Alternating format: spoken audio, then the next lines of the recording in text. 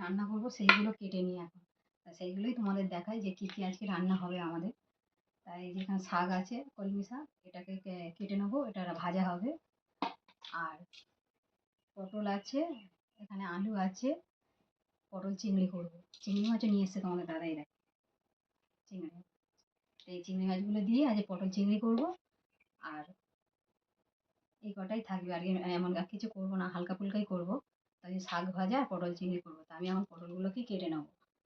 তা যেহেতু পটল চিংড়ি করবো, তা পটলগুলো আমি কেটে নিয়ে নেবো, কিন্তু পটল আমি পুরো কাটবো না। পটল চিংড়ি করতে গেলে অল্প করে খোলা রেখে দিলে খেতে ভালো লাগে পটল চিংড়িটা। আমি সেইভাবেই কেটে নিচ্ছি। তা দুপুরবেলা রান্না এইগুলোই হবে, ভাত হবে। তা চলো আমি সবজিগুলো কেটে নিই।